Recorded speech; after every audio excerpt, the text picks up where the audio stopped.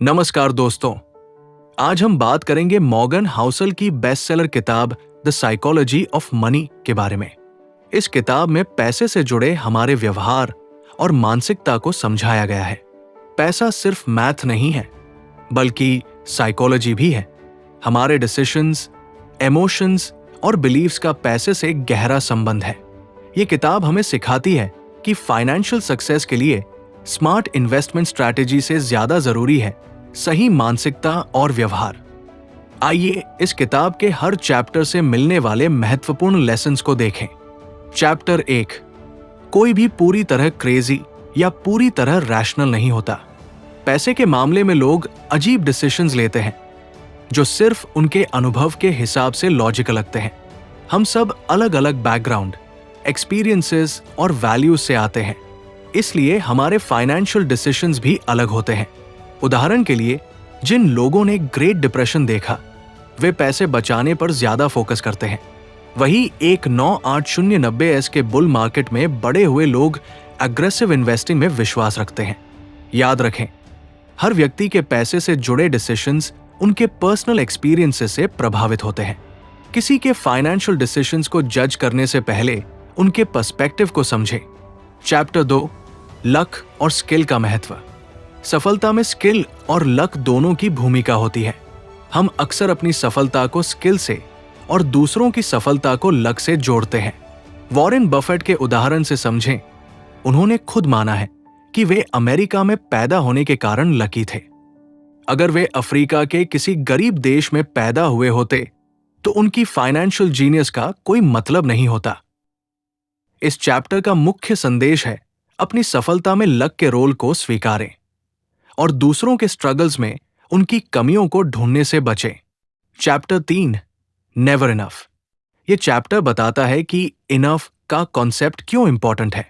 धन का पीछा करते समय हम अक्सर रिस्क लेना बंद नहीं करते, भले ही हमें वो सब मिल चुका हो जिसकी हमें जरूरत थी। सिलिकॉन वैली के एंटरप्रेन्योर रजत गुप्ता का उदाहरण देखें। वो मल्टी मिलियनेयर थे, फिर भी इनसाइडर ट्रेडिंग के जरिए और पैसा कमाने की कोशिश में जेल चले गए।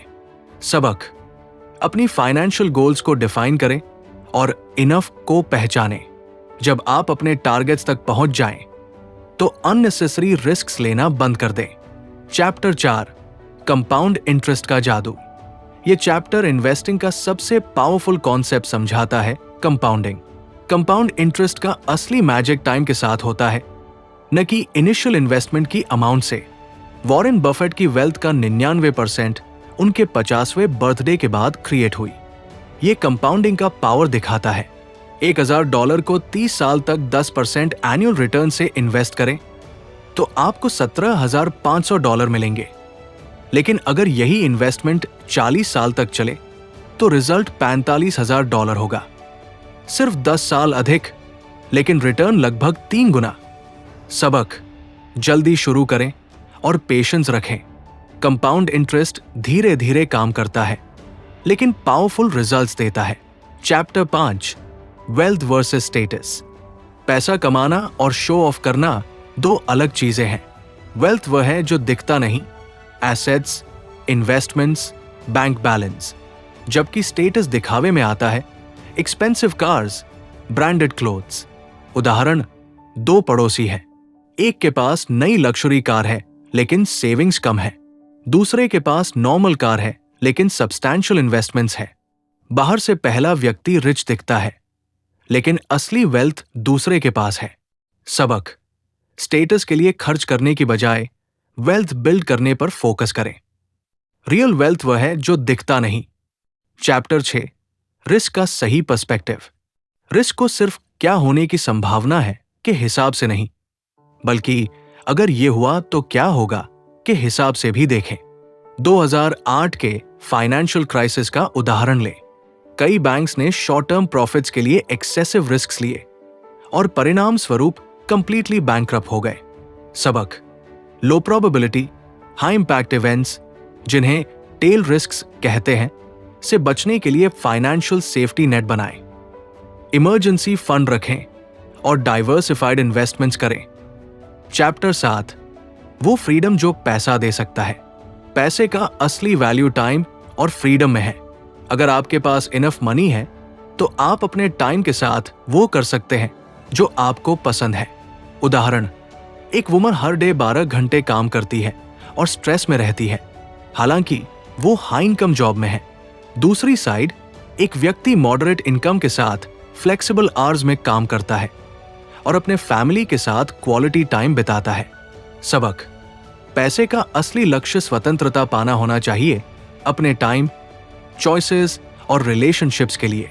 Chapter 8, man in the car paradox. Expensive items जैसे लक्जरी कार्स खरीदने का असली प्लेजर दूसरों की एडमिरेशन से आता है, लेकिन रियलिटी में लोग कार को एडमायर करते हैं, ड्राइवर को नहीं। उदाहरण, जब कोई फरारी चलाता है तो लोग सोचते हैं वाह क्या कार है, न कि वाह क्या अमेजिंग व्यक्ति है। सबक, इंप्रेशन जीतने के लिए मनी खर्च करना ऑफन डिसअपॉइंटिंग होता है। अपनी खुशी के लिए खर्च करें, दूसरों को इंप्रेस करने के लिए नहीं। चैप्टर 9, वेल्थ का असली मतलब। वेल्थ का मतलब फाइनेंशियल एसेट्स का पाइलअप नहीं, बल्कि योर नीड्स के हिसाब से लाइफस्टाइल मेंटेन करने की एबिलिटी है। उदाहरण, एक डॉक्टर $3 लाख कमाता है लेकिन $2,90,000 खर्च करता है। एक टीचर $50,000 कमाता है लेकिन $40,000 खर्च करता है। फाइनेंशियल सेंस में टीचर ज्यादा वेल्दी है क्योंकि वो ज्यादा सेविंग्स करता है। सबक, अपनी इनकम से कम खर्च करना वेल्थ का सबसे बड़ा सीक्रेट है। Income expenses real wealth. Chapter 10, saving money. Saving money सिर्फ फ्यूचर खर्चों के लिए नहीं है, बल्कि अनएक्सपेक्टेड अपॉर्चुनिटीज के लिए भी है। सेविंग्स आपको फ्लेक्सिबिलिटी और ऑप्शंस देती है। उदाहरण, अचानक बिजनेस अपॉर्चुनिटी आती है जिसमें इनिशियल इन्वेस्टमेंट की जरूरत है। जिनके पास सेविंग्स है वे इस अपॉर्चुनिटी का फायदा उठा सकते हैं। सबक, सेव लाइक अ पेसिमिस्ट, हमेशा इमरजेंसी फंड रखें और invest like an optimist, long term growth पर भरोसा करें। Chapter 11, reasonable rational. Financial planning में 100% रैशनल होने की कोशिश मत करो, अपने इमोशंस और बिहेवियर को भी कंसिडर करो। उदाहरण, टेक्निकल एनालिसिस से शायद हाईएस्ट रिटर्न्स वाला पोर्टफोलियो क्रिएट हो सकता है, लेकिन अगर मार्केट में थोड़ा भी ड्रॉप होने पर आप पैनिक में सेल कर देते हैं तो वो स्ट्रैटेजी आपके लिए काम नहीं करेगी। सबक, ऐसी फाइनेंशियल स्ट्रैटेजी अपनाएं जिस पर आप स्टिक कर सकें, भले ही वो थियोरेटिकली ऑप्टिमल न हो। चैप्टर 12, सरप्राइज का महत्व। फाइनेंशियल हिस्ट्री हमें सिखाती है कि वर्ल्ड अनप्रेडिक्टेबल है। Economic growth, market returns, inflation, इन सब में सरप्राइज एलिमेंट होते हैं। 2020 में कोविड-19 पैंडेमिक का उदाहरण लें। किसी ने नहीं सोचा था कि ग्लोबल इकोनॉमी लॉकडाउन्स के कारण कोलैप्स हो जाएगी, फिर गवर्नमेंट स्टिमुलस से रिकॉर्ड हाइस पर वापस आ जाएगी। सबक, फ्लेक्सिबिलिटी रखें और अनसर्टेनिटी को अपनी फाइनेंशियल प्लानिंग का हिस्सा बनाएं। डाइवर्सिफाई करें और इमरजेंसी फंड रखें। चैप्टर 13, रूम फॉर एरर का महत्व। हमेशा मार्जिन ऑफ सेफ्टी रखें, यानी एक्स्ट्रा बफर जो आपको मिस्टेक्स और अनएक्सपेक्टेड इवेंट से बचाए। उदाहरण, रिटायरमेंट के लिए प्लान करते समय कई लोग एग्जैक्ट कैलकुलेशन करते हैं कि उन्हें कितना चाहिए, लेकिन अनएक्सपेक्टेड मेडिकल एक्सपेंसेस या इन्फ्लेशन रेट्स बदल सकते हैं। स्मार्ट प्लानर्स 25 से 50% एक्स्ट्रा का बफर रखते हैं। सबक, फाइनेंशियल गोल्स को अचीव करने के लिए मल्टीपल पाथ्स रखें, बैकअप प्लान्स बनाएं और अपने इनिशियल कैलकुलेशन से ज्यादा सेव करें। चैप्टर 17, कभी भी इनफ नहीं। हमारा माइंड हिडोनिक एडेप्टेशन के थ्रू काम करता है, जिसका मतलब है कि हम जल्दी ही नई सर्कमस्टेंसेस के आदी हो जाते हैं और मोर चाहने लगते हैं। उदाहरण, नया फोन लेने के बाद कुछ ही दिनों में एक्साइटमेंट कम हो जाती है और हम नेक्स्ट मॉडल के बारे में सोचने लगते हैं। सबक, ग्रैटिट्यूड प्रैक्टिस करें और प्रेजेंट में सैटिस्फाइड रहना सीखें। मोर के पीछे भागने से हैप्पीनेस नहीं मिलती। चैप्टर 18, डिफरेंट टाइप्स की फाइनेंशियल खर्च। 3 टाइप्स के खर्च होते हैं: survival, necessities, comforts, making life easier, luxuries, status symbols. उदाहरण, फूड और बेसिक हाउसिंग सर्वाइवल है, एसी और कार कंफर्ट्स है, लक्जरी कार और डिजाइनर क्लोथ्स लक्जरीज है। सबक: अपने खर्चों को इन कैटेगरीज में डिवाइड करें और कॉन्शियस चॉइसेस करें कि आप कहां खर्च करना चाहते हैं। Chapter 19, individual versus market expectations. Individual investors often under perform market average क्योंकि वे इमोशन से ड्रिवन होकर डिसीजंस लेते हैं। उदाहरण: 200809 के मार्केट क्रैश के दौरान कई इन्वेस्टर्स पैनिक में सेल कर देते हैं लोएस्ट पॉइंट पर और फिर मार्केट रिकवरी मिस कर देते हैं। सबक: लॉन्ग टर्म पर्सपेक्टिव रखें और इमोशनल डिसीजन से बचें। मार्केट टाइमिंग से ज्यादा इंपॉर्टेंट है मार्केट में टाइम स्पेंट। चैप्टर 14, आपका सबसे बड़ा एसेट आपका कंपेटिटिव एडवांटेज। आपका सबसे वैल्यूएबल एसेट आपकी एबिलिटी है नए स्किल्स सीखने और अडैप्ट होने की क्षमता। उदाहरण: एक 980S में टाइपराइटर कंपनी में जॉब सिक्योर लगती थी। फिर कंप्यूटर्स आए और इंडस्ट्री बदल गई। जिन्होंने नए स्किल्स सीखे वे सक्सेसफुल रहे। सबक: अपने करियर और स्किल्स में इन्वेस्ट करना शेयर्स में इन्वेस्ट करने जितना ही इंपॉर्टेंट है। लाइफ टाइम एम्प्लॉयबिलिटी की डायरेक्शन में काम करें, न कि लाइफ टाइम एम्प्लॉयमेंट की। चैप्टर 15, सबकी फाइनेंशियल गोल्स अलग है। हर व्यक्ति की प्रायोरिटीज, वैल्यूज और ड्रीम्स अलग होती है। अपनी फाइनेंशियल स्ट्रैटेजी दूसरों की कॉपी करने की बजाय अपने गोल्स के अनुसार बनाएं। उदाहरण: एक व्यक्ति अर्ली रिटायरमेंट चाहता है और एग्रेसिव सेविंग करता है। दूसरा अपने चिल्ड्रन को बेस्ट एजुकेशन देना चाहता है और एजुकेशन फंड में इन्वेस्ट करता है। दोनों अप्रोचेस सही है अपने गोल्स के हिसाब से।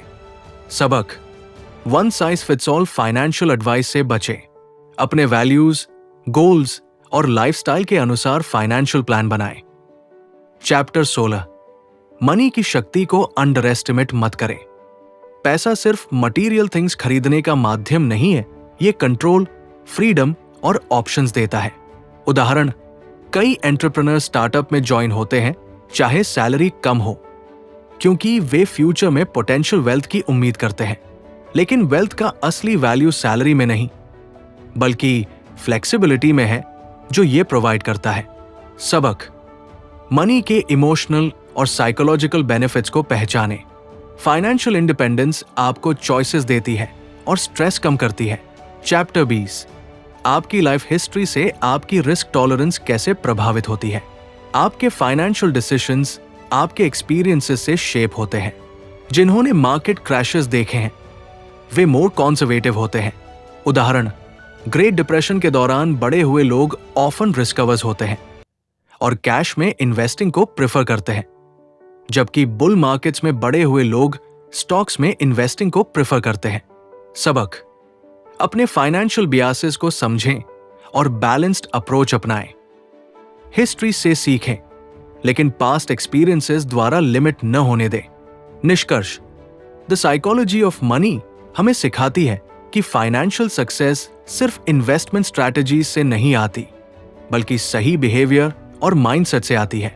याद रखें, अपने इमोशंस और बियासेस को समझें, लॉन्ग टर्म पर्सपेक्टिव रखें, कंपाउंड इंटरेस्ट का पावर यूज करें, स्टेटस की बजाय वेल्थ क्रिएशन पर फोकस करें, फाइनेंशियल फ्रीडम के लिए सेव करें, फ्लेक्सिबिलिटी और मार्जिन ऑफ सेफ्टी का महत्व समझें।